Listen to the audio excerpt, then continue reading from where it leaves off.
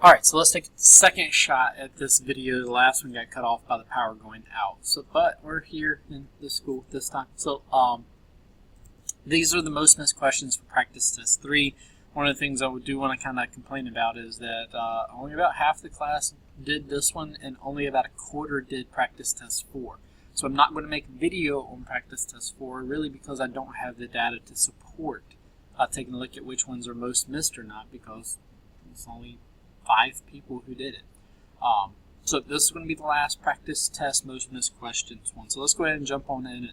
The first document we have about the Vietnam War. It's talking about the reasons why Johnson sent in the Marines. He thus started a buildup of American troops who were to participate directly in combat rather than be merely advisors.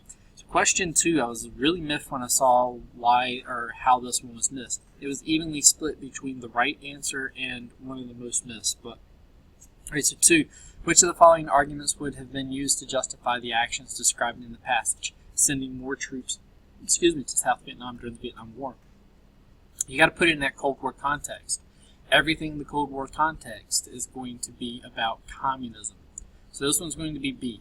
South Vietnam is vulnerable to communist infiltration and needs American support.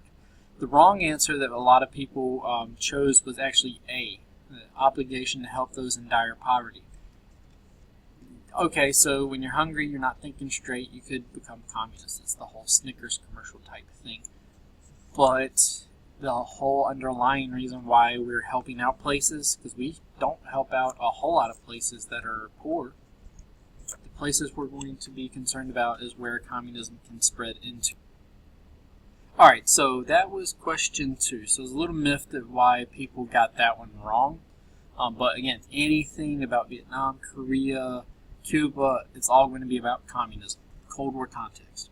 Alright, 6, we had, alright, so this document was a little bit difficult. We had a couple of questions about this one missed, 6 and 9. So let's take a look at the document itself first. This is a poster promoting the Grange, right, which is going to be one of those organizations during the populist movement where farmers are kind of rallying together. Alright, so 6, the development of the farmers' organizations and related campaigns like this poster reflect. The right answer is going to be D, attempted at adaptation of farmers to changing economic power structures. If you get yourself in that populist period, what the populace and what those farmers are upset about and what they want to change is that really they're being choked out by railroads and banks, and they want changes to those things. So they're going to get together and kind of loan each other money where they don't have to use the banks. They're going to try to get seed collectives where they don't really have to worry about the railroad shipping and seed.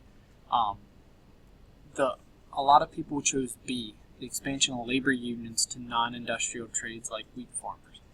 If you think about farmers, and you think about unions, unions are always kind of protesting against what their boss is doing to them.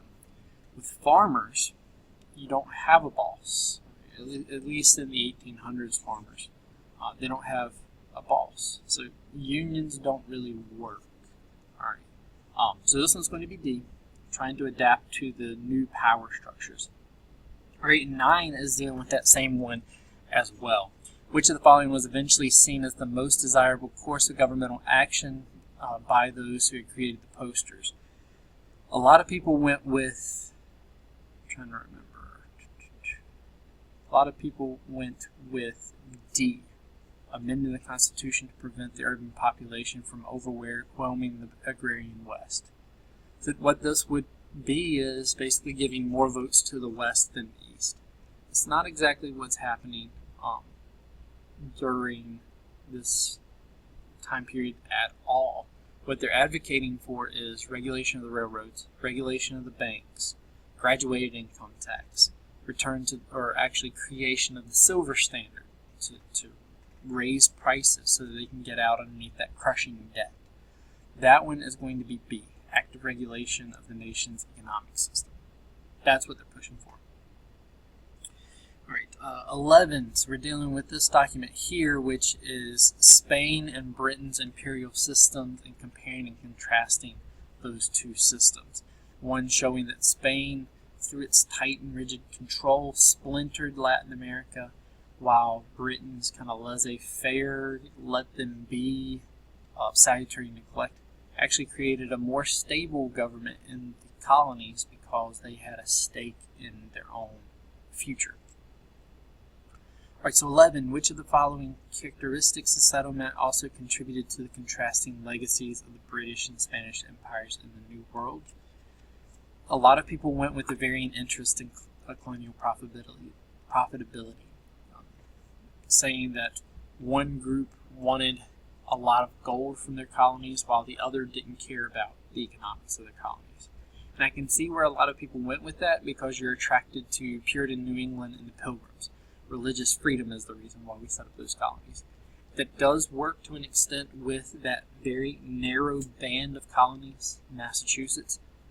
It doesn't fly with Virginia. Virginia ain't about religious freedom. It's about gold, whether they're getting it from the mountains or whether they're getting it from plants. It's about gold. So England is just as concerned about the profitability of their colonies as Spain. Take a look at your mercantilism system.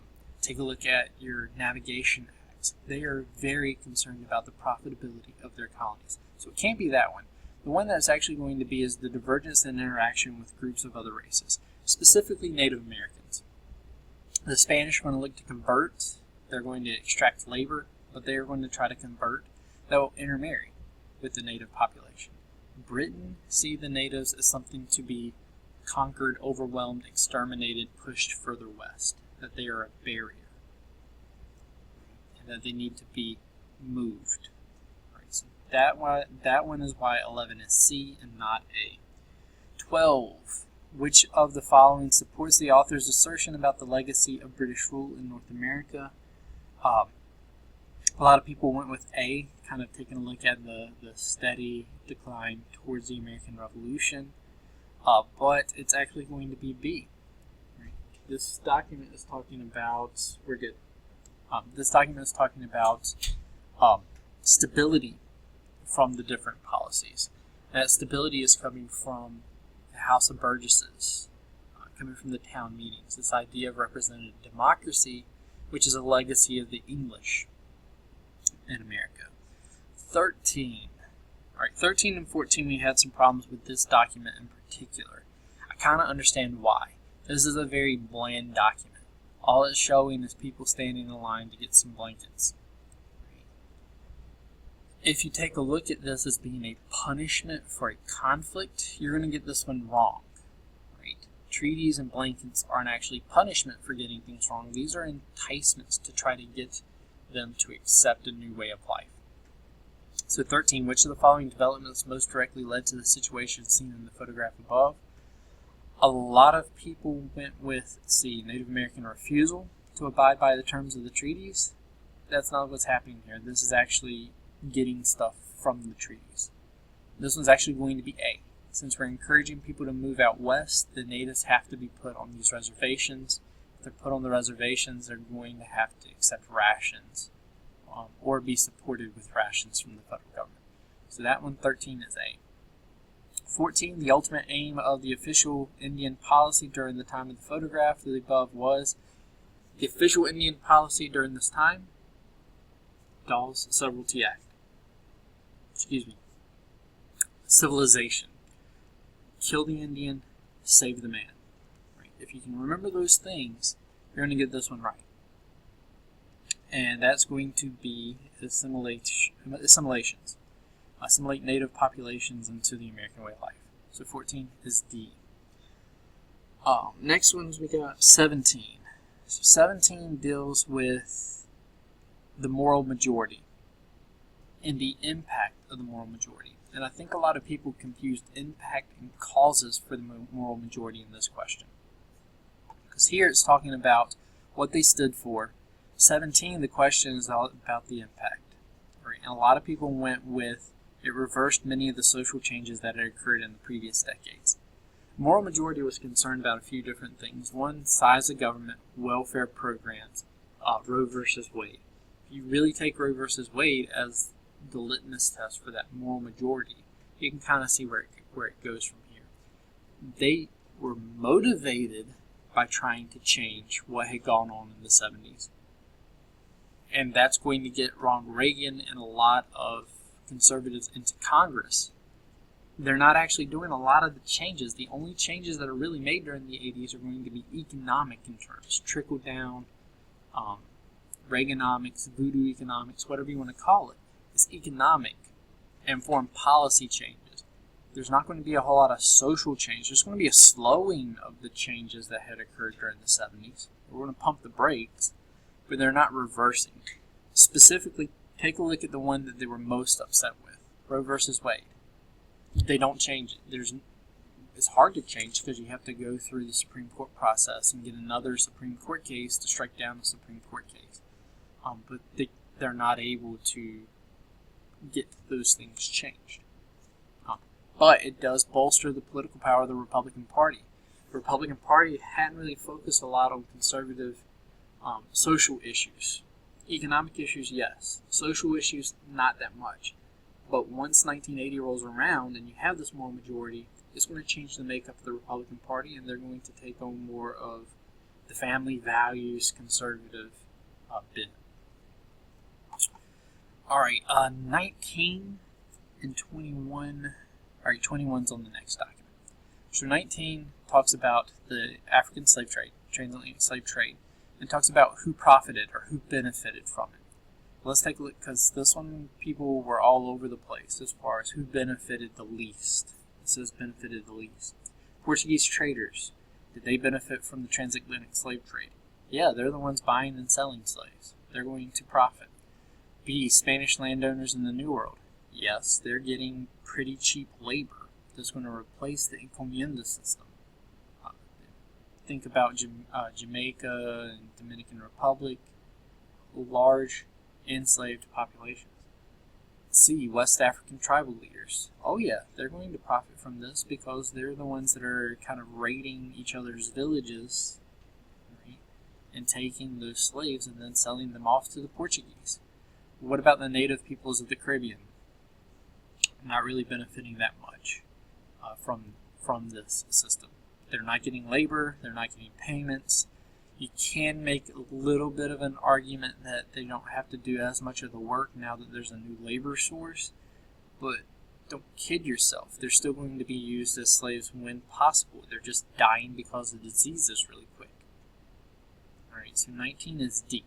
They benefit the least from this slave trade.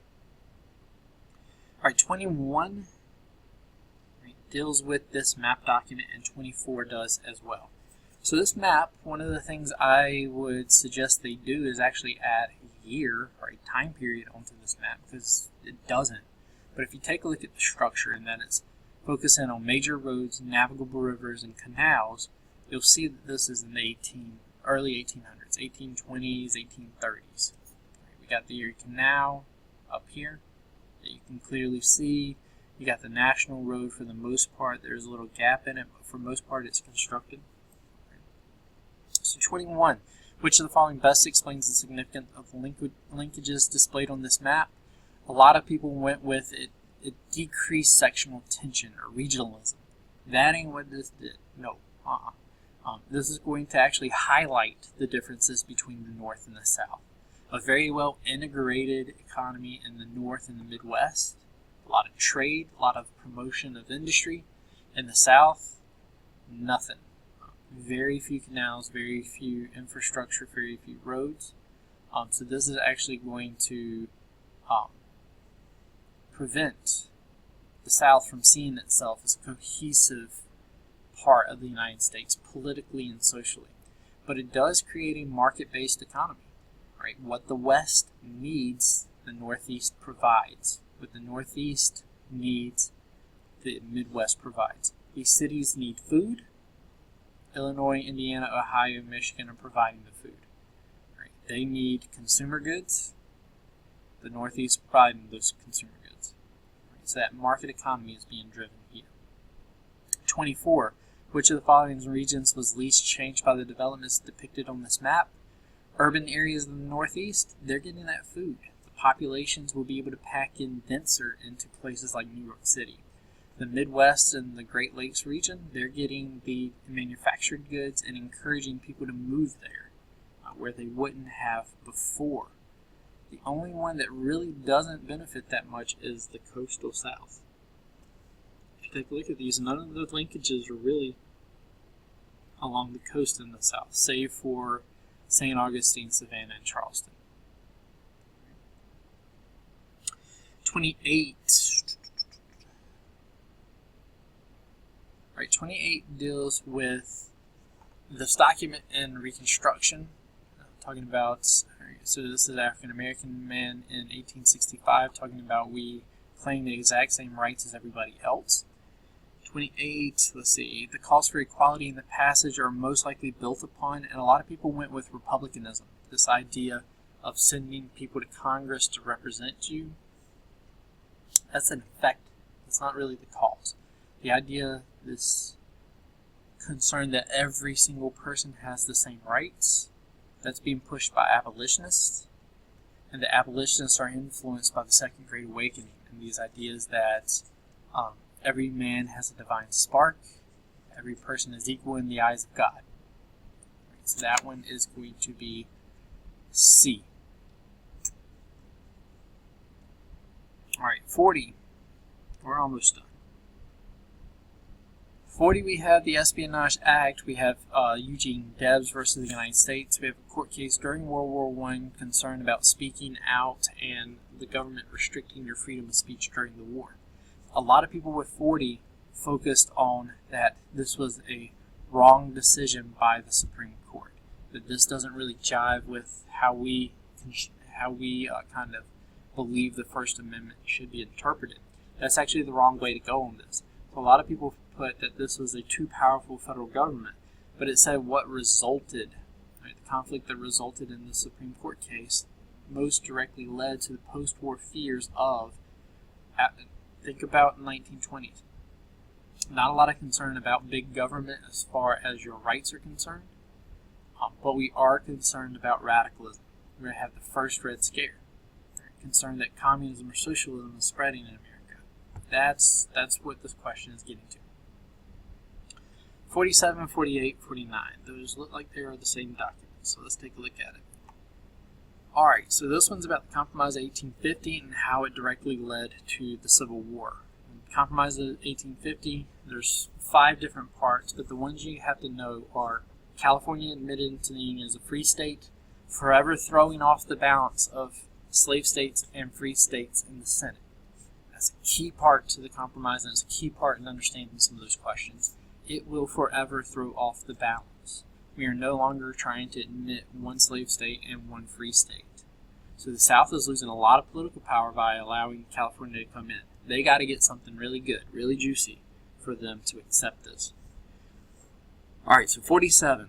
Which of the following developments most strongly supports Brand's argument? A lot of people went with nullification.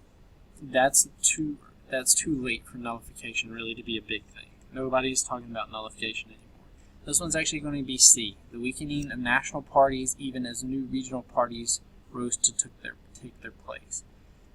Remember that Compromise 1850 is going to be about popular sovereignty, and the Democratic Party is starting to break up based on this idea of popular sovereignty.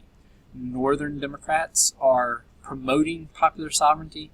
Southern Democrats say, no, that is slave territory. We're not leaving it up to a vote. So that major party is breaking down. You have 2 regional parties taking its place. You also have another regional party in the Northeast that is coming about during this time period with the Republican Party. 48. The inflammation of sectional passage referenced by the passage had been sparked by which of the following? So we got the failure of the Missouri Compromise, the expansion of Southern export economy, increase in influence abolitionists, or the national debate over federal infrastructure projects. The biggest one's going to be the abolitionists, saying that we will not back down from this. And finally, 49. On what basis did the Compromise of 1850 hope to restore national unity? All right, this one is going to be A, reinforcing the notion of federal protections of the institution of slavery. The big juicy thing that Southerners get in the Compromise of 1850 is the Fugitive Slave Act, a recognition that slaves were legitimate property, and if those slaves ran away to the north, northern states could not hide their property from them. Right? They had to be returned. That's what it's referencing in 49. All right, so we got through it this time. And again, we won't do practice test 4 just because we didn't have enough people to do it to get valid data on it. All right, study hard as much as you can. Have questions, email me, ask me, whatever you got to do to get those done.